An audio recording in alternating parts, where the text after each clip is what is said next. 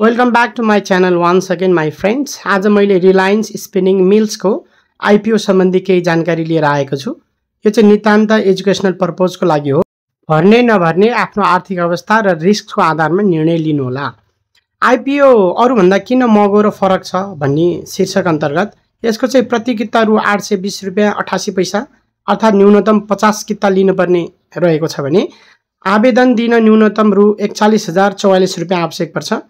यसको चाहिँ मूल्य निर्धारण बुक बिल्डिङ विधिबाट गरिएको छ भने बजारमा सेयर आपूर्ति एकदमै सीमित मात्रामा मात्र हुन्छ, अर्थात् 18,195 जना।